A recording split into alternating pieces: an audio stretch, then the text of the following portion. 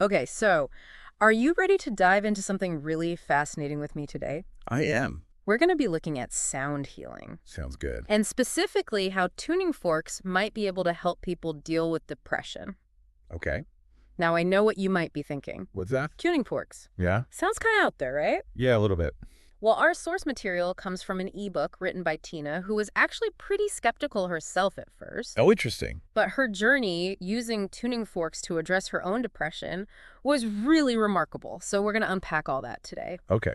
And, it's easy to just dismiss tuning forks as like some new age fad or something, but there's actually a lot of research coming out now looking into how sound frequencies impact us, Well, both mentally and physically. absolutely. And it's not just about creating a calming atmosphere. Right. There's actual science at play here. Yeah, and that's what intrigued me about Tina's story. What's that?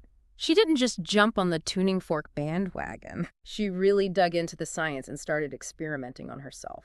I like that. So let's start with the basics. How do these tuning forks actually work? So when a tuning fork is struck, it creates vibrations that travel through the air as sound waves. Okay. Now, our bodies, and especially our brains, are mostly water. Right. As these sound waves encounter those water molecules in our body, they create subtle vibrations at a cellular level. So it's not just the sound that we hear, it's the actual physical vibrations impacting our bodies. That's exactly right. And those vibrations can actually have a ripple effect and influence what some practitioners call our energy fields. Ah, energy fields. I've heard that term before, but it's always seemed a bit vague to me. Sure. How do tuning forks tie into that concept? Well, think of it this way. When a tuning fork vibrates, Okay. it's believed to create a resonance with your body's energy field. Hmm. And certain frequencies might help to kind of identify and correct any disruptions or imbalances within that field, And that would theoretically lead to... potentially promoting a sense of harmony and well-being. So it's like using sound to retune your body's energy. Yes. I mean, it still sounds a bit woo-woo, Sure. but I'm starting to get it. Yeah. Now, Tina talks a lot about one specific frequency in her book, Which one? 174 hertz. Oh, yeah. What's so special about that one?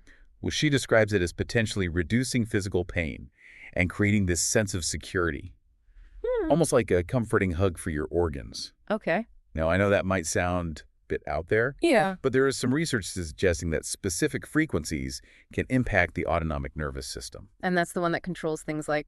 things like heart rate and digestion.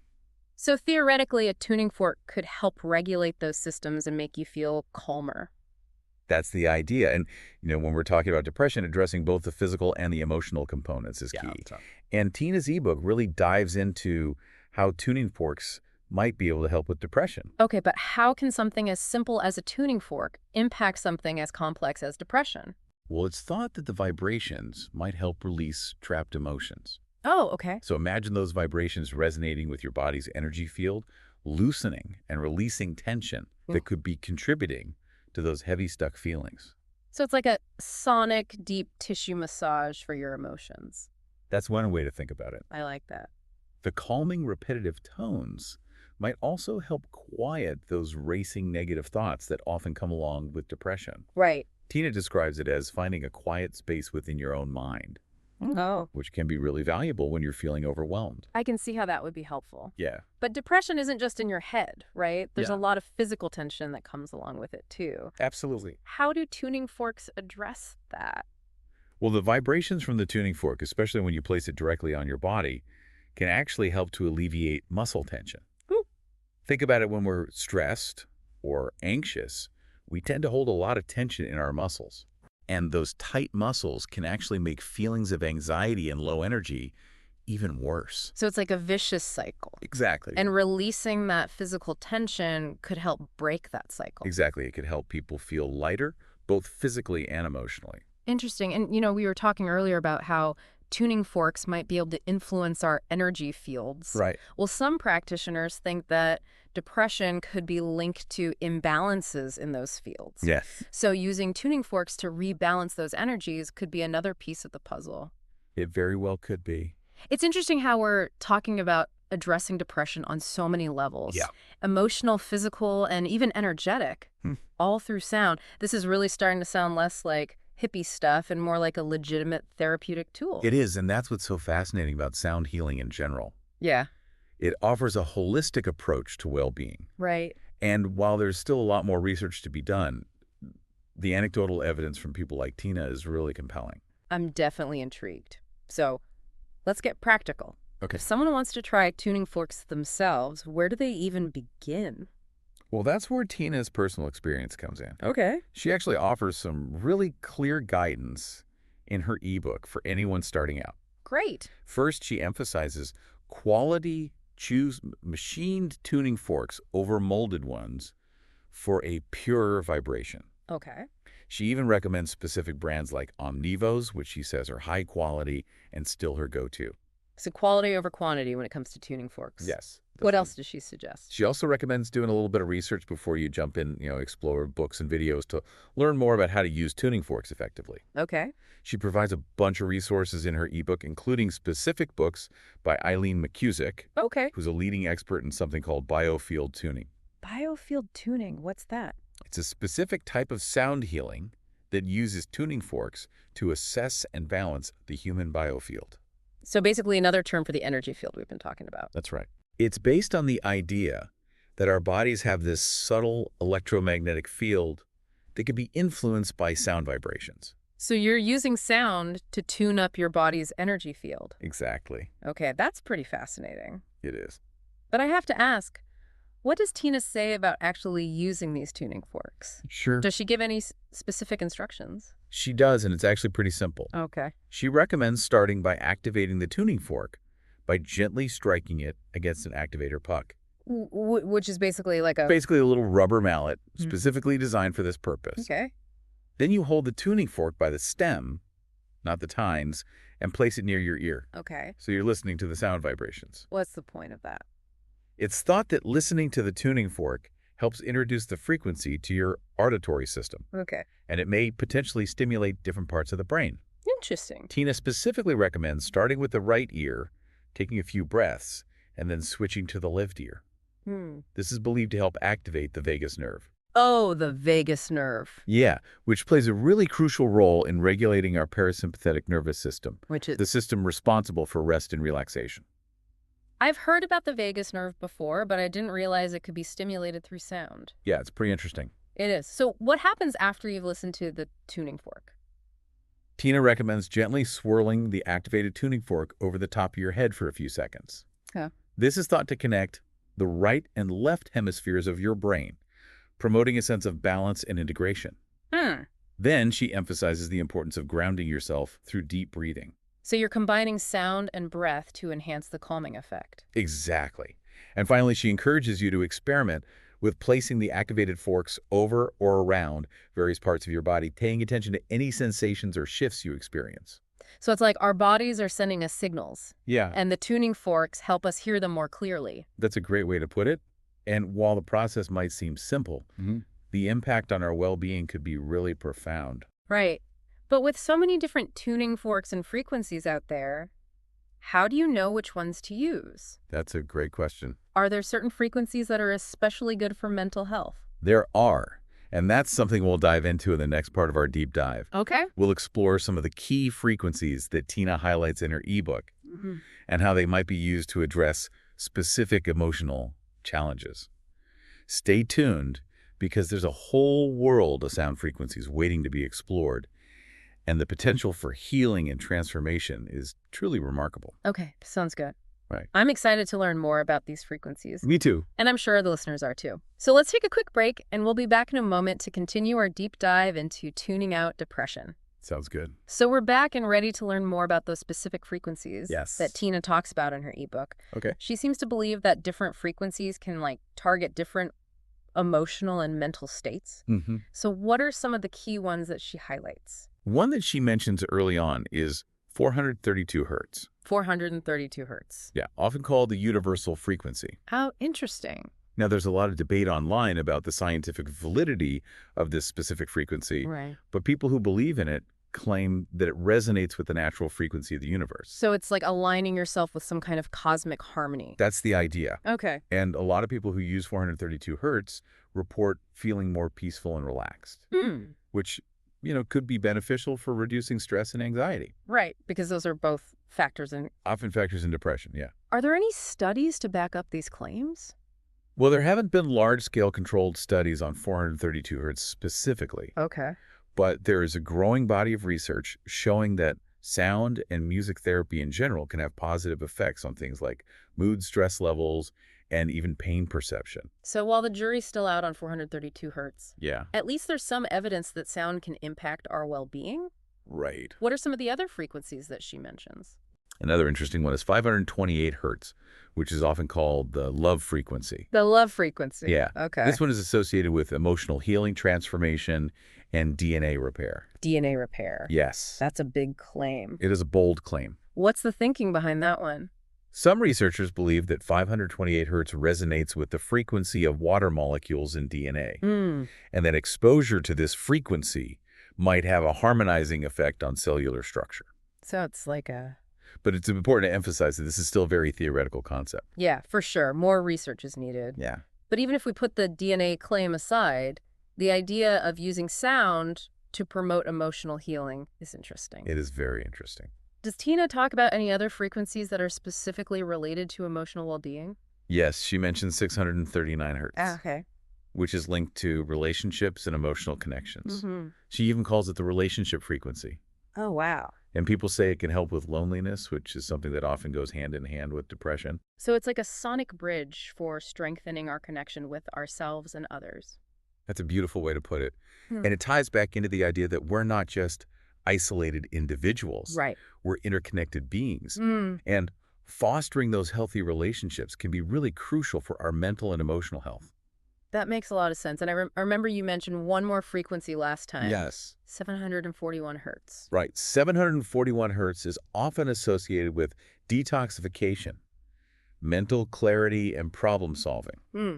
Some people use it to clear away negative energy, overcome mental blocks, and promote a more balanced state of mind. So it's like a mental detox. Yes, exactly. Which could be really valuable for anyone struggling with that brain fog that comes with depression. Absolutely. Now, it's important to note that these are just some of the frequencies that Tina highlights in her ebook. Okay. There are many others out there, and it's really about finding the ones that resonate with you personally. It's like finding your own personal sonic fingerprint for healing. I love that. But does Tina just list these frequencies, or does she actually talk about how to use them? She does, and one story that really stands out is her experience with the 639 hertz fork. Oh, the relationship frequency. Yes, exactly. She was using it over her heart one day Okay. and unexpectedly heard a pulsating frequency that she had previously associated with fear. Oh, so she was able to actually hear a difference in the sound Yeah. based on her emotional energy. That's what she describes in her book, and it was a real aha moment for her, Yeah. as she had previously only encountered that fear frequency in other areas of her body. It's like her subconscious was communicating with her through sound. It really is fascinating. So what did she do about it? She decided to use the 639 hertz fork to retrain her heart, To shift it from fear. to shift from that frequency of fear to a frequency of love and connection. So she's using the tuning fork to reprogram her emotional response. Yeah. Did it work? According to Tina, she continued using the 639 hertz fork over her heart until she no longer heard that pulsating fear frequency. And the next day, she woke up feeling this profound sense of hope and renewed creativity, Wow. as if a weight had been lifted. That's powerful. It is. It really speaks to the idea that sound healing can create real and lasting changes in our emotional well-being. Right. And while Tina's experience might sound extraordinary, it's important to remember that she's not claiming to be a medical professional. Right. She's simply sharing her own personal journey. Of course. And we should always approach alternative therapies with healthy skepticism. Yes, definitely. And, talk to your doctor if you have any concerns. Absolutely. But even if we approach Tina's story with a critical eye, Yeah. there's something really compelling about the idea of using sound to tap into our own healing abilities. I agree. And Tina doesn't just share her own experiences. Okay. She also provides a lot of resources in her ebook to help other people explore sound healing. Let's talk about those resources. What kind of things does she recommend? Well, she's a big proponent of biofield tuning, and she links to the biofield tuning website and the biofield tuning clinic. Mm-hmm. She even mentions having used their services herself and highly recommends them. So she walks the walk. Yes, she does. What else does she recommend? She also links to some videos that explain the concepts behind biofield tuning. Okay. One is by Eileen McCusick, who we mentioned earlier. Right. She's considered a pioneer in this field, and Tina recommends watching her video on tuning the human biofield. Okay. There's another video that offers a clear explanation of the biofield tuning map, And that is? which is basically a visual representation of how different frequencies correspond to different areas of the body and their associated emotions. So it's like a sonic map of the body's energy field. That's a great way to put it. Okay, what other resources does she mention? She highlights Soma Energetics and Omnivo's tuning forks, recommended them for people who want to explore sound healing further. She even provides her affiliate link for the Solfeggio fork set from Omnivos, mentioning that it was the first set she bought and that she still uses it daily. It sounds like she's really curated this collection of resources that have helped her personally. Yes. Which gives them more weight than just random links. Absolutely. What else is on her list? She mentions a technique called the emotion code.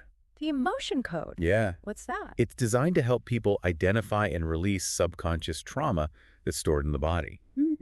Tina believes that releasing these trapped emotions in a safe way has really improved her well-being. So it's like another layer of emotional healing. Yes. Addressing those deeper, sometimes hidden emotional patterns that could be contributing to depression or anxiety. Exactly. She also mentions the 40 hertz frequency, Okay. sometimes called miracle frequency, for its potential to help with depression and anxiety, and links to a video about it. Wow, it's amazing how many different frequencies and techniques there are Right. within sound healing. It really is like a whole universe of possibilities. It is. And Tina even shares a TEDx talk by Jonathan Adams and Montana Skies on sound therapy for anxiety and stress. Oh, cool. It's great to see sound healing getting more attention It is. and recognition as a potentially valuable therapy. Yeah, for sure. But with all these resources, it might be hard to know where to start. Right. Does Tina offer any guidance? Yeah. Does she have any suggestions? She does. She includes a tuning fork worksheet page in her ebook. What is that? It helps you keep track of your experiences with using tuning forks. Okay. It prompts you to describe your emotional and physical state before and after using the forks, note any shifts or sensations, and keep track of which forks you're using. So it's like a personalized sonic journal. I like that. That's cool. Does she have any other tools for tracking your emotional journey? She includes what she calls a depression healing journal, filled with journal prompts that are specifically designed to kind of guide you on this path of self-discovery and emotional balance. It sounds like she's really encouraging people to be active in their healing process. Absolutely not just passively listening to tuning forks. Right. So she provides a framework for that active exploration. Exactly. Can you give us an example of what some of those journal prompts are like? Sure, some of them focus on acknowledging your strengths, Uh-huh. like what are 3 things you're good at, Uh-huh. or what are 3 things you love about yourself. Okay. She also encourages you to explore areas where you might need support with prompts like, what's one thing you could ask for help with today? Oh, okay. Or who are 3 people you could reach out to for support? Those are really good starting points. Yeah. It seems like she's emphasizing both self-love and reaching out for help, Yes. both of which are so crucial when you're dealing with depression. Absolutely. What other types of prompts does she include? She delves into identifying and challenging negative beliefs and recognizing emotional triggers. Like she asks you to list any negative thoughts you've had today. And then she encourages you to explore whether those thoughts are actually true or if there's another way to look at the situation. So she's helping you become more aware of your thought patterns Yeah. and giving you tools to reframe those negative thoughts that often fuel depression. Exactly. Does she offer any prompts for like exploring positive emotions? That's a good question. She does. Okay, good. She encourages you to reflect on positive moments and experiences even when you're in the middle of dealing with depression. Yeah. For example, what is one thing you are grateful for today? Right. What is one thing that made you smile today? Those are powerful reminders that even in the darkest times, there are always glimmers of light and joy. Absolutely. Does she offer any prompts for visualizing a brighter future? Yeah, that would be great. She does. Okay. She encourages you to imagine your life without depression Uh-huh. and to actually visualize yourself feeling happy, healthy, and fulfilled. She even provides prompts for setting small, achievable goals that can help you move towards that vision. It's so important to have hope. It And is. to believe that things can get better, Right. it sounds like she's providing a roadmap for navigating the emotional landscape of depression Yeah. and finding your way to healing and well-being. Yeah, for sure. Does she only offer this depression healing journal, or are there other resources? She actually offers a whole bundle of ebooks and journals that are designed to support mental and emotional well-being. What's included in that bundle? It's called the Love Incarnations 6-in-1 ebook journal bundle, Okay. and it includes over 400 printable pages of resources. Wow. So in addition to the Tuning Out Depression ebook and journal, Uh-huh. it has a mental health planner, an attitude of gratitude ebook, an anti-anxiety formula ebook, Mm. a PTSD therapy planner, an anxiety journal, and even a collection of journal prompts for anxiety and depression. Wow, that is a lot. It is an incredible collection of resources. It sounds like a comprehensive toolkit for mental and emotional well-being. It is. And does she say anything about how people can best use this bundle? I'm curious to know, too. She suggests that readers print out the pages or access them on their devices. Okay. And she also says it's a great gift for yourself or someone you love. That's a great point. Self-care is essential. Yes, it is. And we all deserve to prioritize our mental and emotional health. Absolutely. This bundle sounds like a fantastic resource. It truly is. And it speaks volumes about Dina's genuine desire to help other people find peace and well-being. Yeah.